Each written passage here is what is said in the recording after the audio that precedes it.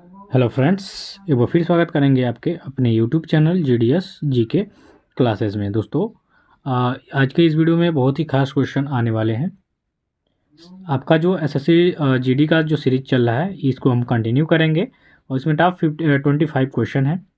आप कमेंट नहीं कर रहे हैं, आप कमेंट करेंगे तो क्वेश्चनों की संख्या बढ़ाई जाएगी। साथ साथ इंग्लिश हिंदी लैंग्वेज दोनों में दिया जाएगा। एक दो लोग बस कमेंट कर रहे हैं तो उनके वजह से नहीं होगा, ज़्यादा से ज़्यादा कमेंट होगा जो भी हमारे सहयोगी हैं उनके द्वारा, तो हिंदी इंग्लिश में वर्जन में क्वेश्चन देखने को मिलेगा। ठीक है, नया चैनल फिर बनाने वाले हैं अभी, जिसमें एसएससी के लिए करंट अफेयर्स से संबंधित और महत्वपूर्ण टॉपिक पे क्वेश्चन आपको दिया जाएगा। ठीक है, तो कमेंट करके बताइएगा कि नया चैनल बनाया जाए या नहीं। ठीक है, तो चलिए स्टार्ट करेंगे आज के प्रश्न को कि दिल्ली के किस सुल्तान ने ब्राह्मण पर भी जजिया कर लगाया था। काफ़ी ज़्यादा इंपॉर्टेंट क्वेश्चन है। यहाँ देखिए, दिल्ली के किस सुल्तान ने ब्राह्मण पर भी जजिया कर लगाया था। ठीक है, तो यह था आपका फिरोज शाह तुगलक। इससे पहले जो जजिया कर लगता था, ब्राह्मणों को छोड़ के जो अलग लोग होते थे उन पे लगाया जाता था, लेकिन दिल्ली का एक सुल्तान हुआ फिरोज शाह तुगलक, इसने ब्राह्मणों पर भी जजिया कर लगा दिया। तो राइट आंसर क्या हो जाएगा? विकल्प ए हो जाएगा। सबसे पहले 712 में, कई लोग कहेंगे कि 712 जान लीजिए।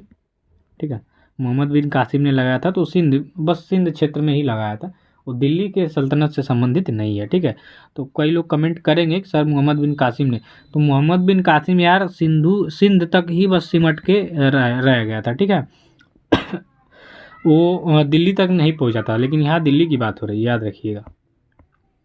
अगला क्वेश्चन है, चंगेज खां का मूल नाम क्या था। ये देखिए, ये तो नाम आ गया बहुत खतरनाक भाई।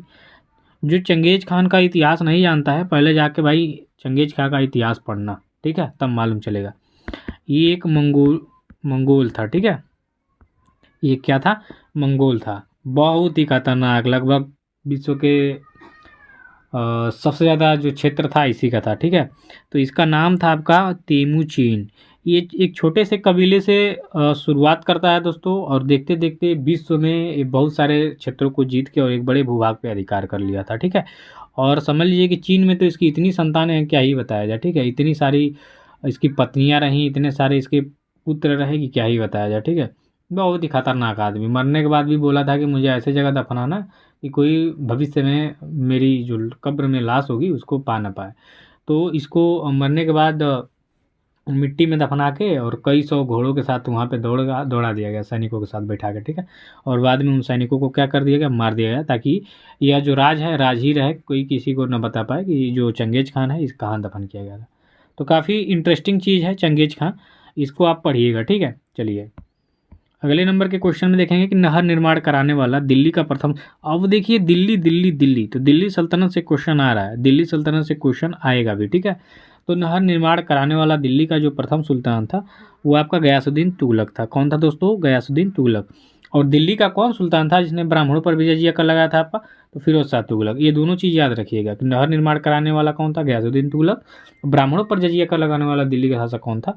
फिरोज शाह तुगलक। ठीक है, ये तुगलक वाले बड़े इसी में तुगलक हुआ था, मोहम्मद बिन तुगलक, जो जिसे पागल बादशाह भी कहा जाता है, लेकिन सबसे शिक्षित था। चार मीनार का निर्माण किसने कराया था? तो दोस्तों, यहाँ पे चार मीनार की बात कहा जा रहा है। तो चार मीनार जो कि आपका हैदराबाद में है, इतना याद रखिएगा, दिमाग में सेट कर लीजिएगा कि चार मीनार आपका कहाँ है? हैदराबाद में।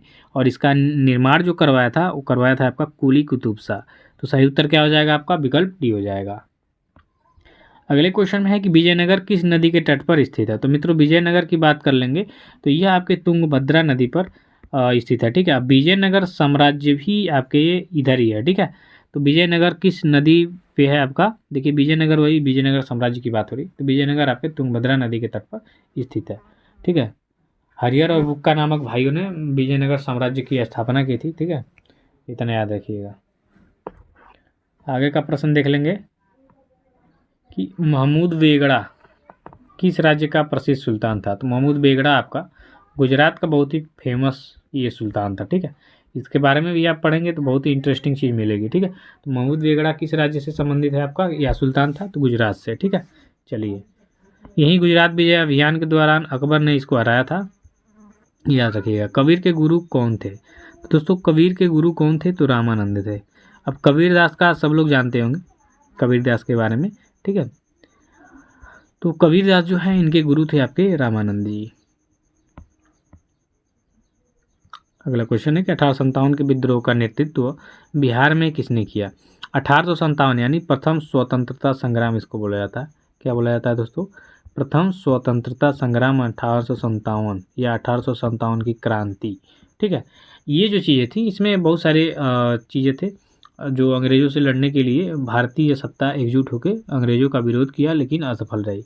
तो 1857 के विद्रोह में जो बिहार से नेतृत्व किया गया था वो जमींदार कुंवर सिंह के द्वारा किया गया था। बहुत ही ज़बरदस्त लड़ाई इन्होंने लड़ा था अंग्रेज़ों के खिलाफ। समझ लिया कि अंग्रेज़ों को नाक में दम कर दिया था। ठीक है, कुंवर सिंह ने इनको भाई धोखे से अंग्रेज़ मारते ही थे। आप लोग सब लोग जानते हैं कि ऐसे आमने सामने तो जीतने में उनको बड़ी कठिनाई होती थी, तो बस चाल करके षड्यंत्र रच के ही हराते थे। ठीक है, तो कुंवर सिंह के साथ भी ऐसा ही हुआ। राइट आंसर डी हो जाएगा। चलिए अगला क्वेश्चन देखेंगे दोस्तों कि राज्यसभा का सभापति कौन होता है? अब राज्यसभा की यहाँ पे बात हो रही है, तो राज्यसभा जो होता है इसका सभापति जो होता है वो भारत का वर्तमान उपराष्ट्रपति होते हैं। ठीक है, अब यहाँ पे देखिए उपराष्ट्रपति जो होंगे वर्तमान में, अभी वर्तमान में जगदीप धनखड़ जी हैं उपराष्ट्रपति, तो ये राज्यसभा के सभापति हैं। ठीक है, या राज्यसभा का पदेन सभापति कौन होता है ये भी क्वेश्चन में आता है, तो आपके उपराष्ट्रपति हो जाएंगे। ठीक है, चलिए आगे के प्रश्न में है कि धन विधेयक पारित करने के लिए राज्यसभा को कितना समय दिया जाता है? तो दोस्तों धन विधेयक पारित करने के लिए राज्यसभा को 14 दिन का समय दिया जाता है।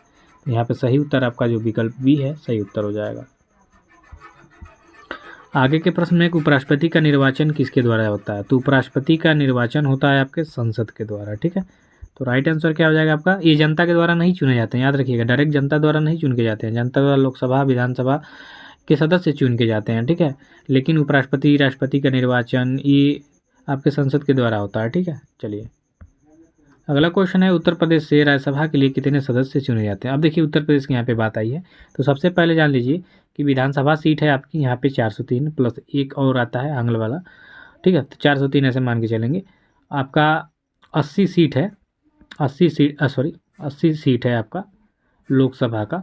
ठीक है, 31 सीट है आपका राज्यसभा का, 100 सीट है आपका विधान परिषद का। यहाँ पे देखिए यहाँ पे द्विसाधात्मक है। ठीक है, यानी दो सदन है, एक विधान परिषद है और एक विधानसभा है। ठीक है, तो उत्तर प्रदेश में यहाँ पूछा है राज्यसभा के कितने सदस्य होते हैं चुने जाते हैं, तो आपका क्या हो जाएगा? 31 हो जाएगा। राइट आंसर क्या हो जाएगा? विकल्प डी हो जाएगा। 403 क्या है आपका विधानसभा सीट है, 100 क्या है विधान परिषद सीट है, 80 क्या है लोकसभा सीट है। उत्तर प्रदेश की बात हो रही है। अगले क्वेश्चन में है कि भारत में सर्वप्रथम राष्ट्रीय आय की गणना किसने किया था? काफ़ी ज़्यादा इंपॉर्टेंट और पॉपुलर क्वेश्चन है। तो भारत में सबसे पहले राष्ट्रीय आय की गणना किया था आपके दादा भाई नौरोजी ने। ठीक है, तो यहाँ पे सही उत्तर क्या हो जाएगा आपका? विकल्प ए हो जाएगा। आगे का प्रश्न है किस राज्य को अत्यधिक कुपोषण के कारण भारत का इथोपिया कहा जाता है? तो भारत का इथोपिया कहा जाता है आपके मध्य प्रदेश को। ठीक है, ये देखिए इथोपिया आपके अफ्रीका महाद्वीप का एक देश है जो काफ़ी गरीबी के कारण मशहूर है। ठीक है, तो मध्य प्रदेश को भारत का इथोपिया कहा जाता है कुपोषण के कारण। इथोपिया में जो लोग हैं ज़्यादा वहाँ गरीबी बहुत ज़्यादा है, इसलिए वहाँ पे लोग क्या है, वहाँ पे कहीं कहीं ऐसा है कि मिट्टी का रोटी बना के खाते हैं। ठीक है, तो बहुत ही ज़्यादा दिक्कत है वहाँ पे।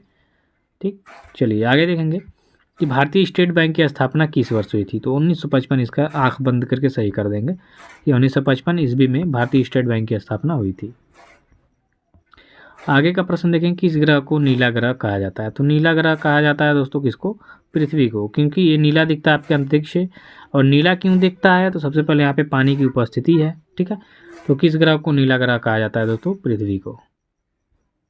अगला क्वेश्चन देखेंगे कि देशांतरों की कुल संख्या कितनी है? तो देशांतर रेखाओं की कुल संख्या है 360। तो सही उत्तर क्या हो जाएगा? विकल्प ए हो जाएगा। आगे का प्रश्न है कि निम्नलिखित में से कौन सी झील हनीमून लेक कहलाती है? तो हनीमून लेक जो है आपकी टीटीकाका झील के नाम से जानी जाती है, टीटीकाका झील। ठीक है, तो इसका सही उत्तर क्या हो जाएगा? विकल्प भी हो जाएगा कि निम्न में से हनीमून लेक कहलाती है आपकी टीटीकाका झील। काफ़ी ये पॉपुलर है, एसएससी में कई बार पूछा है। ठीक है, चलिए अगला है महाबली गंगा किस देश की सबसे बड़ी नदी है? तो भारत की सबसे बड़ी है आपकी गंगा, और इसमें महाबली लगा देंगे तो हो जाएगी श्रीलंका की। ठीक है, यानी जो महाबली गंगा है यह आपके श्रीलंका की सबसे बड़ी नदी है। तो राइट आंसर सी यहाँ पे देखने को होगा आपको। आगे का प्रश्न देखेंगे कि सतलज नदी किस दर्रे से होकर भारत में प्रवेश करती है? अब यहाँ सतलज नदी की बात करेंगे तो यह शिपकिला दर्रे से होकर भारत के अंदर प्रवेश करती है। तो सही उत्तर क्या होगा आपका? विकल्प डी हो जाएगा। अगले क्वेश्चन को देखेंगे कि अयोध्या किस नदी के तट पर स्थित है मित्रों। तो अयोध्या आपके सरयू नदी के तट पर स्थित है, ठीक है। तो राइट आंसर क्या हो जाएगा आपका, विकल्प ए हो जाएगा। आगे का प्रश्न है कि डांडिया कहाँ का प्रसिद्ध लोक नृत्य है। तो दोस्तों डांडिया की बात कर लेंगे तो ये आपके गुजरात का है। देखिए गरबा डांडिया ये आपके गुजरात का है, ठीक है। यहाँ पे अगर जो गरबा भी दे दे, गरबा कहाँ का प्रसिद्ध नृत्य है, तो आपके गुजरात का होगा, ठीक है। तो गरबा और डांडिया आपके गुजरात से संबंधित है। अगला प्रश्न है कि जटा जटिन कहाँ का लोक नृत्य, एसएससी का फेवरेट क्वेश्चन, कई बार एग्जाम में आया है। तो जटा जटिन है आपके बिहार का। कहाँ का है, बिहार का। तो इसका सही उत्तर क्या होगा आपका, विकल्प सी हो जाएगा कि जटा जटिन बिहार का लोक नृत्य है। आगे है कि उमाकांत और रमाकांत गुंडेजा बंधु क्या है। तो उमाकांत और रमाकांत जो गुंडेजा, गुंडा नहीं भाई, गुंडेजा गुंडेचा है, ठीक है। उमाकांत और रमाकांत गुंडेचा बंधु ये आपके ध्रुपद गायक हैं, ठीक है। काफ़ी ज़्यादा पॉपुलर लोग हैं ये लोग, ठीक है। तो याद रखिएगा, क्वेश्चन में आ सकता है आपके। अगला क्वेश्चन है कि अनुष्का रविशंकर, ठीक है, किस वाद्य यंत्र से संबंधित है। तो मित्रों अनुष्का रविशंकर की बात कर लेंगे तो यह आपके सितार से है, ठीक है। सितार जो वाद्य यंत्र है इसके वादन से संबंध है आपका अनुष्का रविशंकर का, ठीक है। देखिए आज की वीडियो में बस इतना ही।